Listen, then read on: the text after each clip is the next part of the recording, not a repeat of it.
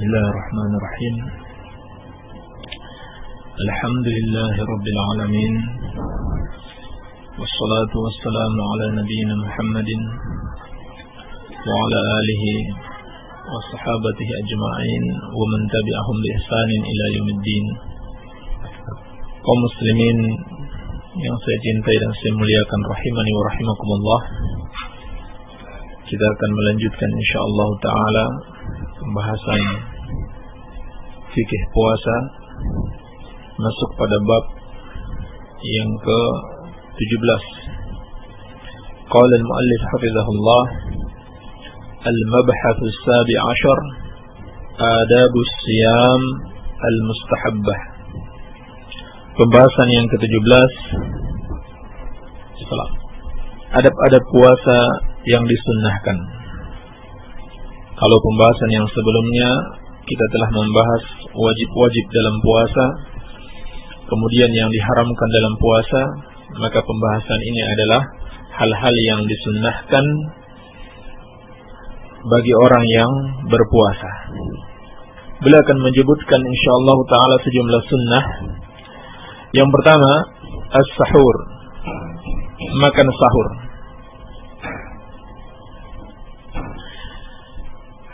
Ini adalah makan yang disunnahkan di bulan Ramadan, yaitu makan pada waktu sahur, yakni waktu sepertiga malam yang terakhir. Ini yang disebut dengan waktu sahur, sepertiga malam yang terakhir, sampai sebelum terbit fajar yang kedua. Sampai sebelum terbit fajar yang kedua. Mulai sepertiga malam yang terakhir sampai sebelum terbit fajar yang kedua, inilah yang disebut dengan waktu sahur. Setelah terbit fajar yang kedua, maka orang yang berpuasa haruslah menahan diri dari makan dan minum. Dan di dalam makan sahur ini terdapat barakah, karena Nabi sallallahu alaihi wasallam telah menyampaikan kepada umatnya seperti di dalam as-sahihain dari Anas bin Malik radhiyallahu anhu, Nabi sallallahu alaihi wasallam bersabda, "Tasahharu fa inna fis sahuri barakatan." Makan sahurlah kalian, karena sesungguhnya di dalam makan sahur itu terdapat barakah, terdapat kebaikan. Dan hikmah dari makan sahur ini diantaranya untuk membedakan antara puasanya kaum muslimin dan puasanya orang-orang Yahudi dan Nasrani. Orang-orang Yahudi dan Nasrani sebelum diutus Nabi Muhammad SAW juga berpuasa. Tetapi mereka tidak mau makan sahur. Maka Nabi sallallahu alaihi wasallam bersabda sebagaimana dalam hadis Bukhari dan Muslim dari Amr bin As radhiyallahu anhu, "Faslu ma baina siyamina wa siyami ahli al-kitabi aklatus sahar." Yang membedakan antara puasa kita dan puasanya ahlul kitab adalah makan sahur. Dan hikmah yang lain bagi seorang yang makan sahur, maka akan lebih membantu dia untuk kuat di dalam menjalani puasa. Oleh karena itu,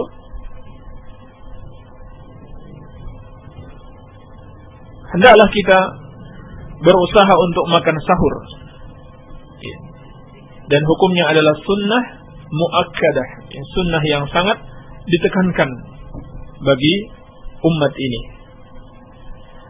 Dan juga terdapat sunnah ketika makan sahur, yaitu dengan kurma, karena terdapat hadis yang diriwayatkan al-Imam Abu Dawud dari sahabat yang mulia Abi Hurairah radhiyallahu anhu, Nabi sallallahu alaihi wasallam bersabda, "Ni'mas sahurul mu'min at-tamar." sebaik-baiknya makanan sahurnya seorang mukmin adalah kurma. Dan sahur,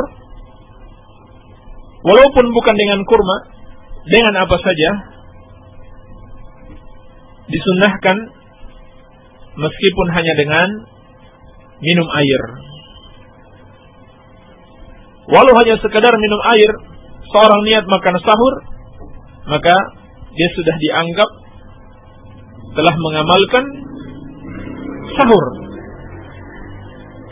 Seperti dalam riwayat Ahmad dari Abu Sa'id Al-Khudri radhiyallahu anhu, Nabi sallallahu alaihi wasallam bersabda, "As-sahuru kulluhu barakatun fala tada'uhu." Makan sahur itu semuanya adalah keberkahan, maka janganlah kalian meninggalkannya. Walau an yajra ahadukum jur'atan min ma'in. Walaupun seorang dari kalian makan sahur hanya sekedar dengan meneguk satu tegukan air, itu sudah cukup dianggap sebagai makan sahur. Yang kedua, ta'khirus sahur afdal. Juga disunnahkan untuk mengakhirkan makan sahur. Jadi yang pertama disunnahkan makan sahur, yang kedua disunnahkan untuk mengakhirkan makan sahur. Sebab sahur itu waktunya mulai dari sepertiga malam. Tetapi lebih afdal, lebih mendekati subuh untuk kita melakukan makan sahur. Dan hikmah di balik itu agar kita lebih kuat untuk menjalani puasa dan juga tidak ketiduran dari sholat subuh. Karena ini yang sangat dikhawatirkan, melakukan puasa tapi meninggalkan sholat, begadang di waktu malam, sholat subuh ketinggalan. Maka ini disunnahkan.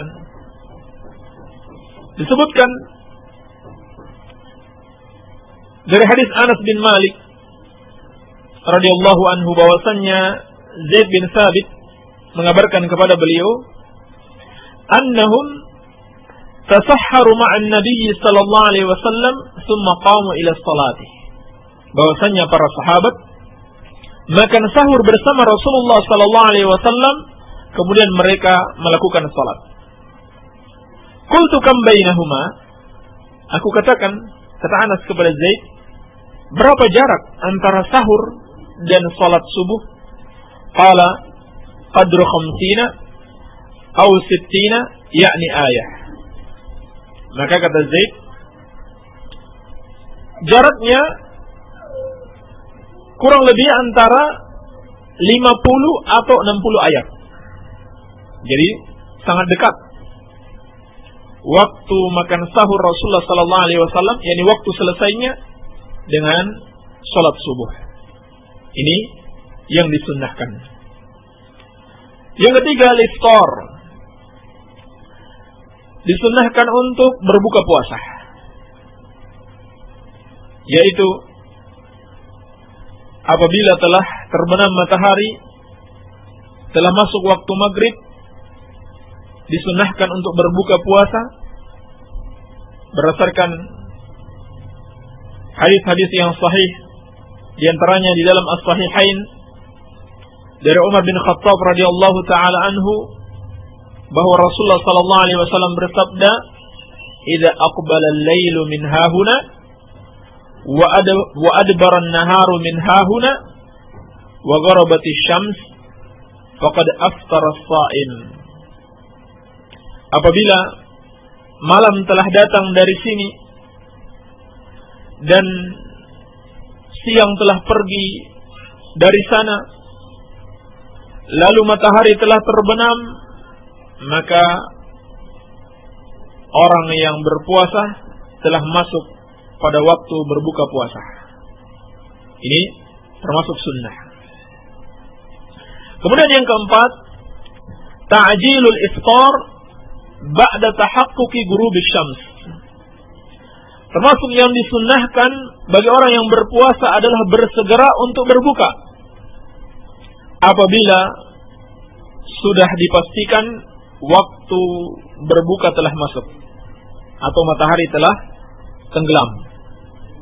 Nabi sallallahu alaihi wasallam bersabda sebagaimana dalam As-Sahihain dari Sahal bin Sa'ad radhiyallahu anhu, "La yazalu an-nasu bi khairin ma ajjalul fitr." Manusia selalu berada dalam kebaikan ketika mereka selalu menyegerakan berbuka. Artinya menyegerakan berbuka kalau sudah pasti matahari tenggelam, maka jangan ditunda-tunda, segera berbuka. Ini termasuk sunnah Rasulullah sallallahu alaihi wasallam yang juga menyelisihi Yahudi dan Nasrani. Yang pertama tadi, Yahudi dan Nasrani tidak makan sahur. Demikian pula Yahudi dan Nasrani menunda-nunda berbuka puasa. Termasuk kaum Syiah yang mengaku-ngaku Islam, tetapi mereka juga mengikuti Yahudi dan Nasrani menunda-nunda berbuka puasa. Seperti dalam hadis Abu Dawud dari Abi Hurairah radhiyallahu anhu, Nabi sallallahu alaihi wasallam bersabda, "La yazalu ad-dinu zahiran ma ajjala an-nasu al-fitr, li'anna al-yahuda wan-nasara yu'akhirun." Agama ini akan senantiasa nampak selama kaum muslimin menyegerakan berbuka puasa, karena orang Yahudi dan Nasrani selalu menunda-nunda berbuka puasa mereka.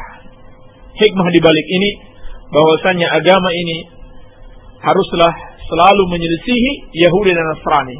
Kaum muslimin harus selalu menyelisihi Yahudi dan Nasrani. Ini diantara tujuan diutus Rasulullah sallallahu alaihi wasallam dan disyariatkannya ajaran-ajaran Islam agar menyelisihi atau berbeda dengan Yahudi dan Nasrani. Yang kelima, as-sunnatu al-iftaru ala rutab fa in udima fatamar fa in udima fama'un. Disunahkan berbuka dengan kurma basah. Kalau tidak ada kurma basah, maka dengan kurma kering. Kalau tidak ada juga, maka dengan air. Dari Anas bin Malik radhiyallahu anhu, diriwayatkan oleh Al-Imam Abu Dawud, Rasulullah sallallahu alaihi wasallam bersabda, Rasulullah kata Anas bin Malik, "Kana an-nabiy sallallahu alaihi wasallam yuftiru qabla an yusalli ala rutabat." Bahwasanya Nabi sallallahu alaihi wasallam berbuka sebelum melakukan salat maghrib dengan memakan kurma basah. Fa in lam takun rutabat fa'ala tamarat. Kalau beliau tidak mendapatkan kurma basah, maka beliau makan kurma kering. Fa in lam takun tamarat hasawati min ma. Tetapi kalau beliau tidak mendapatkan kurma kering, maka beliau minum air saja. Minum beberapa teguk air. Ini yang disunahkan. Kalau tidak ada kurma, jangan ganti dulu dengan yang manis-manis. Air dulu. Tidak apa-apa kalau mau makan yang manis-manis, tetapi dahulukan air. Adapun hadis berbuka dengan manis-manis itu tidak ada. Yang disunahkan berbuka dengan kurma. Kalau seorang mau mengkiaskan dengan manis-manis karena ada satu zat tertentu yang dapat membantu kekuatan tubuh, tidak mengapa. Tapi dahulukan air putih seperti di dalam hadis Rasulullah sallallahu alaihi wasallam.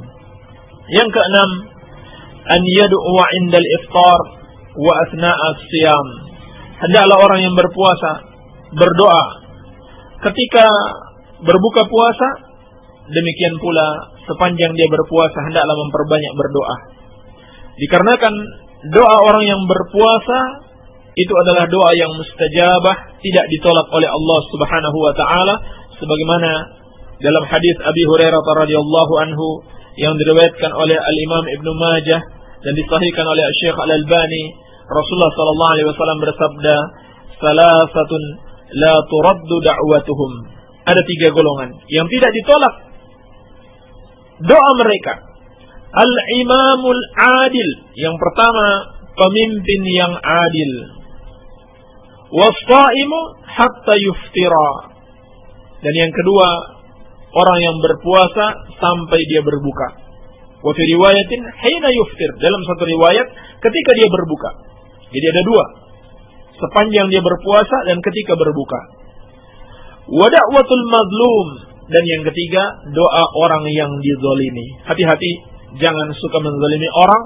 Dakwah atau doa mereka itu akan diterima oleh Allah Subhanahu wa taala.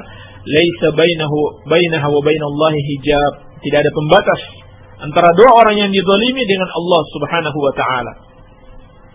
Juga sabda Nabi sallallahu alaihi wasallam, "Inna lis-sha'imi 'inda fitrihi la da'watun." Atau la da'watan ma turad. Sesungguhnya bagi orang yang berpuasa ketika dia berbuka ada satu doa yang tidak ditolak oleh Allah Subhanahu wa taala, dan disunnahkan di antara doa yang dibaca seperti dalam hadis Abu Dawud dan disahihkan oleh Syekh Al-Albani rahimahullahu taala dari Abdullah bin Umar radhiyallahu taala anhuma, kana Rasulullah sallallahu alaihi wasallam idza aftara qala dhahaba az-zama' wa btallatil 'uruq wa thabata al-ajru insyaallah. Bahwasanya Nabi sallallahu alaihi wasallam apabila beliau berbuka, beliau membaca dhahaba az-zama', telah pergi rasa haus, wa btallatil 'uruq, urat-urat telah basah, wa thabatal ajru insyaallah, dan pahala telah tetap insyaallah taala. Yang ketujuh, taftirus shaimina fihi al-ajrul kabir hatta walau kanu aghniya. Memberi makan orang-orang yang berpuasa, atau memberi orang-orang yang berpuasa untuk berbuka puasa. Memberi makan berbuka puasa bagi orang-orang yang berbuka puasa terdapat pahala yang besar, walaupun yang kita berikan itu adalah orang-orang kaya. Maka siapa yang memberi makan atau memberi berbuka puasa bagi orang yang sedang puasa, dia akan mendapatkan pahala yang besar, yaitu pahala sama seperti orang yang melakukan puasa tersebut. Seperti di dalam hadis Zaid bin Khalid al-Juhani yang diriwayatkan oleh al-Imam Tirmidzi, Nabi sallallahu alaihi wasallam bersabda, "Man fattara sha'iman kana lahu mithlu ajrihi, ghairu annahu la yanqusu min ajri as-sha'imi syai'a." Barang siapa yang memberikan buka puasa bagi seseorang, maka dia mendapatkan pahala seperti orang yang berpuasa tersebut tanpa mengurangi pahala orang yang berpuasa tersebut. Ya, subhanallah, siapa yang mau dapat pahala seperti seorang yang berbuka puasa, atau seperti dua orang yang berpuasa, 3 orang berpuasa, maka semakin banyak dia memberikan buka puasa kepada orang-orang yang sedang berpuasa, pahalanya juga semakin banyak. Yang kedelapan, tarkul wisal fa sunnatu adamul wisal. Meninggalkan wisal, yakni tidak berbuka dan menyambungnya sampai sahur. Yang disunnahkan adalah tidak menyambungnya. Walaupun tidak haram kalau seorang mau menyambung puasanya, artinya sahurnya dan berbukanya dia jadikan satu. Tetapi lebih afdal untuk ditinggalkan. Lebih afdal untuk ditinggalkan.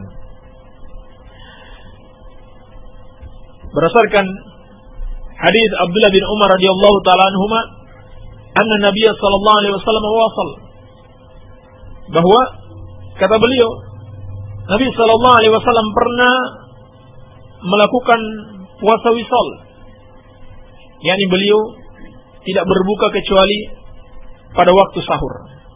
Fawasalan nasu fashaqqa alaihim. Lalu sebagian sahabat ada yang mau mengikuti, akhirnya menyulitkan mereka. Padahal Nabi sallallahu alaihi wasallam tidak menganjurkan mereka untuk mengikuti. Ini kekhususan bagi Nabi sallallahu alaihi wasallam. Fanahahum, maka Nabi sallallahu alaihi wasallam melarang mereka. Qalu innaka tuwasil. Lalu mereka mengatakan, "Ya Rasulullah, engkau sendiri menyambung puasamu."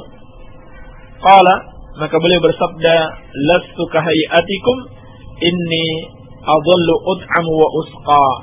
Kata Nabi sallallahu alaihi wasallam, "Aku tidak seperti kalian, sesungguhnya aku diberi makan dan diberi minum, yakni oleh Allah Subhanahu wa taala." Baik.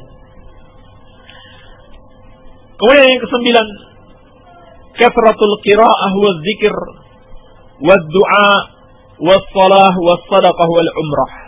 Hendaklah orang yang berpuasa memperbanyak membaca Al-Quran dan berzikir kepada Allah, berdoa, melakukan salat-salat sunnah, bersedekah, dan melakukan umrah. Ini amalan-amalan yang disunnahkan untuk kita perbanyak, kita lakukan di bulan Ramadan yang mulia ini, yaitu membaca Al-Quran, berzikir, berdoa, salat-salat sunnah, bersedekah, dan melakukan umrah. Yang ke-10, istihdaru ni'matillahi alaihi bitaufiqih lahu bisiyam. Hendaklah orang yang berpuasa senantiasa menghadirkan di dalam dirinya kesyukuran atas nikmat Allah yang telah memberikan kepadanya taufik untuk melakukan puasa. Sebab hakikatnya kita tidak akan mampu melakukan puasa kecuali dengan pertolongan Allah Subhanahu wa taala. Maka selalu kita hadirkan dalam hati kita mampu berpuasa hanyalah karena Allah menolong kita, karena kasih sayang Allah kepada kita. Yang ke-11, as-siwak, disunahkan bagi orang yang berpuasa maupun yang tidak berpuasa untuk selalu bersiwak, yaitu menggosok gigi. Karena Nabi sallallahu alaihi wasallam bersabda, as-siwaku matharatun lil fam, mardatun lirrabb. Siwak itu adalah penyuci bagi mulut dan akan mendatangkan keridhaan Allah Subhanahu wa taala, seperti dalam hadis Aisyah radhiyallahu anha yang diriwayatkan Al-Imam An-Nasa'i. Terlebih-lebih lagi ketika bangun dari tidur. Ini waktu yang sangat ditekankan untuk bersiwak, yaitu ketika bangun dari tidur, ketika berwudu, ketika akan melakukan salat, ketika bau mulut itu berubah. Apakah berubah baunya saja atau warnanya? Maka disunahkan untuk bersiwak. Demikian pula disunahkan ketika mau membaca Al-Quranul Karim. Kemudian juga disunahkan ketika masuk atau keluar dari rumah. Disunahkan untuk selalu bersiwak. Bahkan Nabi SAW menjelang kematian beliau masih sempatkan untuk bersiwak, menunjukkan sangat disunahkan. Iya. Dan ini berlaku umum bagi orang yang berpuasa maupun yang tidak berpuasa. Tidak ada dalil yang melarang bersiwak bagi orang yang sedang berpuasa. Kemudian yang ke-12, kaful jawarih an fudulil kalam was sam'i wan nazar wal manam wa an kulli ma yushghiluhu an ta'atillahi ta'ala. Hendaklah orang yang berpuasa menahan anggota tubuhnya dari banyak berbicara atau berbicara yang sia-sia atau mendengar yang sia-sia, melihat yang sia-sia. Demikian pula memperbanyak tidur. Tahan dirinya dari memperbanyak tidur dan dari setiap apa yang menyibukkan dari ketaatan kepada Allah Subhanahu wa taala. Ini termasuk adab bagi orang yang berpuasa. Sebagaimana yang dijelaskan oleh Al-Imam Ibnu Qayyim rahimahullahu taala. Kemudian yang ke-13, salatul tarawih ma'al jamaah. Disunahkan bagi orang yang berpuasa di bulan Ramadan yang mulia ini untuk salat tarawih bersama jamaah. Karena Nabi sallallahu alaihi wasallam bersabda, "Man qama Ramadhana imanan wa ihtisaban, ghufira lahu ma taqaddama min dhanbihi." Barang siapa yang salat, yakni salat malam pada bulan Ramadan karena iman dan mengharapkan pahala dari Allah, maka akan diampuni dosa-dosanya yang telah lalu. Dan disunahkan salat bersama imam, sebab Nabi sallallahu alaihi wasallam bersabda, "Innahu man qama ma'al imam hatta yansarifa, kataballahu lahu qiyama lailatin." Wa fi lafdhin, kutiba lahu qiyama lailatin. Barang siapa yang salat bersama imam sampai imam selesai salatnya, dia tidak tinggalkan imamnya, maka Allah akan menuliskan baginya puasa salat semalam suntuk. Yang ke-14, yattasifu bi sifati salafis salih al-kiram wa ya'malu bi 'amali tabaqatis sha'imin al-abrar. Hendaklah orang yang berpuasa bersifat dengan sifat-sifat generasi salaf yang mulia. Para sahabat Rasulullah sallallahu alaihi wasallam dikenal sebagai orang-orang yang memiliki sifat yang mulia, maka hendaklah kita mencontoh mereka.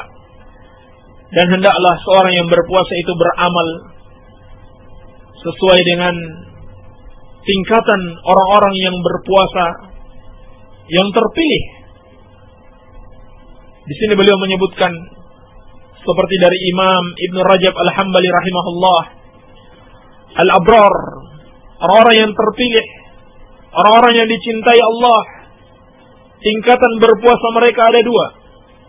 At-tabaqatul ula, tingkatan yang pertama, man taraka ta'amahu wa syarabahu wa syahwatahu lillahi azza wa jalla yarju 'indahu 'iwada dzalika fil jannah. Tingkatan yang pertama adalah orang-orang yang meninggalkan makannya, minumnya dan syahwatnya karena mengharapkan pahala surga di sisi Allah Subhanahu wa taala. Maka Allah berfirman, "Inna la nudhi'u ajra man ahsana amala." Sesungguhnya kami tidak akan menyia-nyiakan orang-orang yang telah beramal dengan sebaik-baiknya. Adapun tingkatan yang kedua, tingkatan yang lebih tinggi lagi, man yasumu fid dunya amma siwallah, yaitu orang-orang yang berpuasa di dunia ini dari segala sesuatu selain Allah Subhanahu wa taala. Yakni dia meninggalkan semua hal yang tidak bermanfaat, walaupun mungkin tidak diharamkan, tetapi tidak bermanfaat.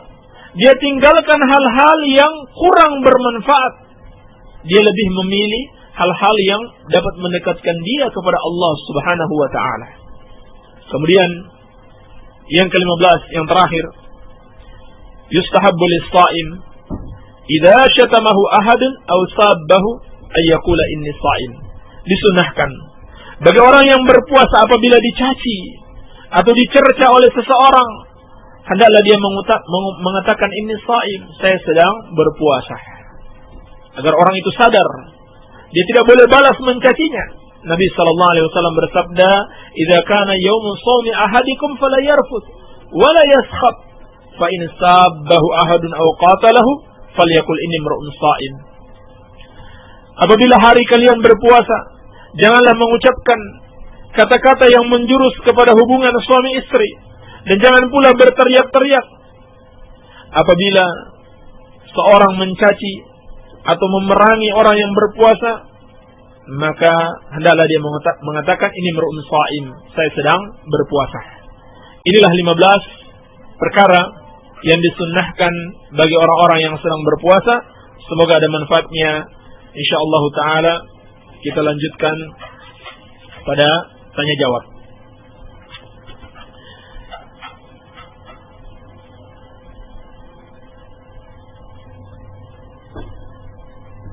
Baik.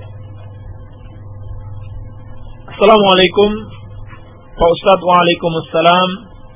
Apa ada hadis kalau orang yang meninggal harus diadzankan di kuburan? Terangkan hadisnya dari Abu Tahra Sadahayu. Tidak ada hadisnya. Tidak ada hadis yang sahih disunahkannya untuk adzan di kuburan. Tidak pula qamat.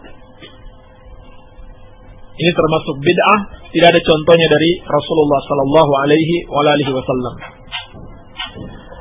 Bagaimana kalau mengeluarkan mani sebelum subuh, tetapi setelah itu tertidur dan baru terbangun setelah fajar dalam keadaan junub padahal ia sedang puasa, apakah batal puasanya atau tidak? Puasanya tidak batal.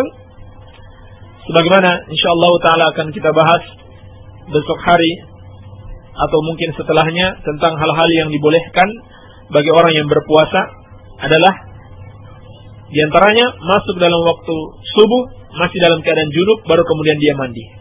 Sepanjang dia tidak mengeluarkannya dengan berhubungan suami istri atau dengan sengaja setelah sholat, setelah masuk waktu subuh. Ustaz, mohon dijelaskan boleh atau tidak jika kita istinsyaq air belum bisa masuk ke hidung kemudian diulangi lagi. Tidak ada masalah insyaallah taala diulangi lagi. Karena tidak sempurna atau tidak seperti yang dituntunkan oleh Rasulullah sallallahu alaihi wasallam kalau tidak masuk ke hidung. Iya. Itu dengan dihirup. Baik.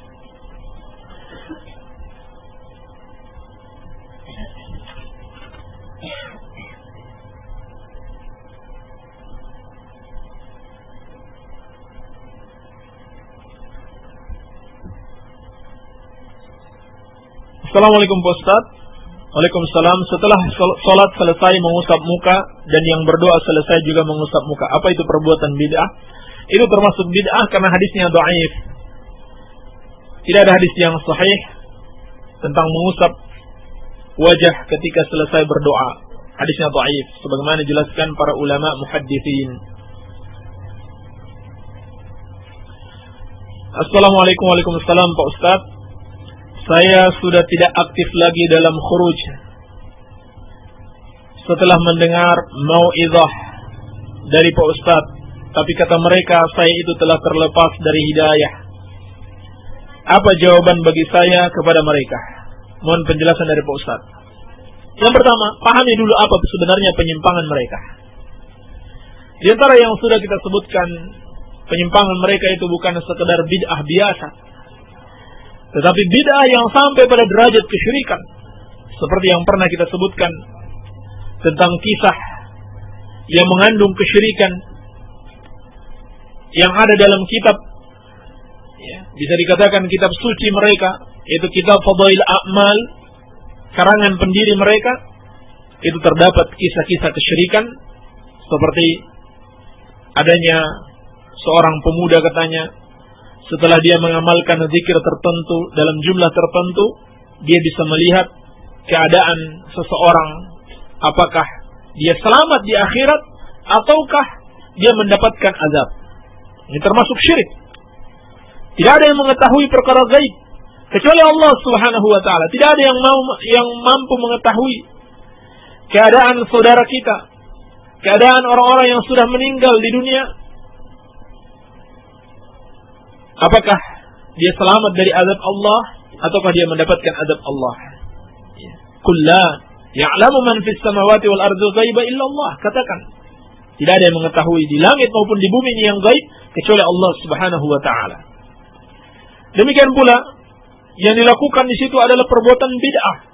Zikir tertentu dengan jumlah tertentu untuk tujuan tertentu tidak disyariatkan oleh Rasulullah sallallahu alaihi wasallam.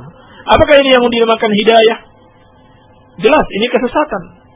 Maka orang yang selamat dari jamaah ini tidak lagi mengikuti jamaah ini, sebenarnya dialah yang mendapatkan hidayah. Yani karena selamat dari kesyirikan dan kebid'ahan mereka. Dan masih banyak kebid'ahan mereka. Dengan mempelajari Al-Quran wa Sunnah, dengan terus menuntut ilmu, insyaallah ta'ala akan semakin jelas, semakin terang. Kita akan semakin tahu penyimpangan-penyimpangan yang ada dalam kelompok tersebut. Dan apabila mereka mengatakan kalau keluar dari kelompok mereka berarti terlepas dari hidayah, maka ini adalah kesombongan dan hizbiyah, fanatisme golongan, menganggap kelompok mereka sudah paling benar kalau begitu, sehingga orang yang keluar darinya terlepas dari hidayah. La haula wala quwata illa billah. Iya. Ini termasuk kebodohan mereka. Hakikat hidayah bukan mengikuti kelompok-kelompok yang ada. Katakan kepada mereka, hakikat hidayah bukan mengikuti kalian, tapi hidayah adalah berjalan sesuai dengan Al-Quran wa sunnatu Rasulullah sallallahu alaihi wasallam, mengikuti petunjuk Rasulullah sallallahu alaihi wasallam. Bahkan Nabi sallallahu alaihi wasallam telah mengingatkan akan adanya kelompok-kelompok yang menyimpang, dan hidayah adalah mengikuti beliau dan para sahabat, seperti dalam hadis, wa sataftariqu ummati ala 73 firqah kulluha finnar illa wahidah ma ana alaihi wa ashabi. Akan berpecah umatku menjadi 73 golongan. semuanya di neraka kecuali satu, yaitu yang mengikuti aku dan para sahabatku. Inilah yang dimaksud dengan hidayah, jalan hidayah. Jalan hidayah adalah mengikuti Rasulullah sallallahu alaihi wasallam dan para sahabatnya, bukan mengikuti kelompok-kelompok yang justru menyimpang dari jalan Rasulullah sallallahu alaihi wasallam dan para sahabatnya. Ya. Baik. Maka alhamdulillah, bersyukur kepada Allah bagi penanya karena telah diberikan hidayah oleh Allah untuk meninggalkan kelompok sesat tersebut. Assalamualaikum Pak Ustaz. Waalaikumsalam. Kalau kita mendengarkan orang yang berghibah, apakah itu termasuk haram dalam puasa? Termasuk haram. Karena mendengarkan dia berarti setuju dengan ghibahnya dan menolong dia untuk terus melakukan ghibah. Allah Subhanahu wa taala berfirman, "Wala ta'awanu 'alal ismi wal 'udwan." Dan janganlah kalian tolong-menolong dalam dosa dan permusuhan. Hanya saja diperkecualikan sebagaimana telah kita jelaskan kemarin 6 bentuk ghibah. Di antaranya memperingatkan kesesatan seseorang atau sekelompok orang agar jangan terjerumus dalam kesesatannya. Ini ghibah yang dibolehkan, bahkan diwajibkan. Kalau kita melihat ada kelompok sesat mengamalkan bid'ah, mengamalkan kesyirikan, maka kita ghibahi mereka. Kita ingatkan umat, hati-hati dengan kelompok tersebut. Mereka punya kesesatan ini dan itu, supaya umat tidak tertipu dan tidak mengikuti kesesatan mereka. Ini wajib hukumnya. Assalamualaikum Pak Ustaz. Waalaikumsalam. Kenapa rokok itu haram? Rokok itu haram karena banyak sebab. Di antaranya pemborosan harta, membakar duit. Ya. Kalau kita lihat orang membakar duit, membakar uang atau membakar rumahnya sendiri, maka kita akan mengatakan orang itu gila. Bagaimana lagi dengan orang yang menyibukkan diri dulu untuk membeli rokok, baru kemudian dibakar rokoknya? Sama. Ini hukumnya haram, menyia-nyiakan harta. Kemudian memudaratkan diri, ini juga haram. Membuat kita sendiri menjadi sakit atau bahkan mati dengan rokok. Ini hukumnya haram. Allah Subhanahu wa taala berfirman, "Wala tulqu bi aydikum ila tahlukah." Janganlah kalian menjatuhkan tangan-tangan kalian ke dalam kebinasaan. Demikian pula rokok dapat membahayakan orang lain dengan asapnya. Dan Nabi sallallahu alaihi wasallam bersabda, la darar wa la dirar. Tidak boleh membahayakan diri dan orang lain.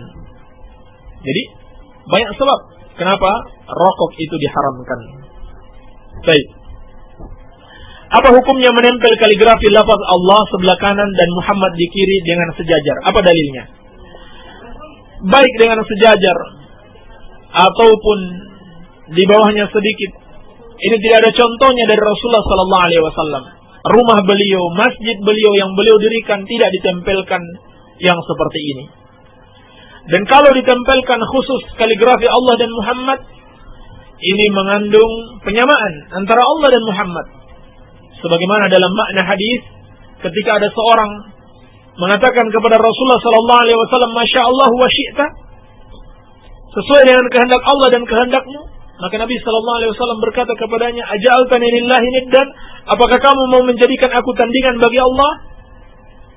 Maka kata Syekh Ibnu Utsaimin rahimahullahu taala, hadis ini juga berlaku bagi orang yang memajang kaligrafi Allah dan Muhammad di rumahnya. Ini sama dengan dia menyamakan Allah dan Muhammad. Maka hal ini hendaklah dihindari. Barangkali ini yang bisa kita sampaikan, semoga ada manfaatnya. Lebih dan kurangnya saya mohon maaf. Subhanaka Allahumma wa bihamdika, asyhadu an la ilaha illa anta, astaghfiruka wa atubu ilaik. Wa sallallahu ala nabiyyina Muhammadin wa alihi wa sallam. Walhamdulillahi rabbil alamin.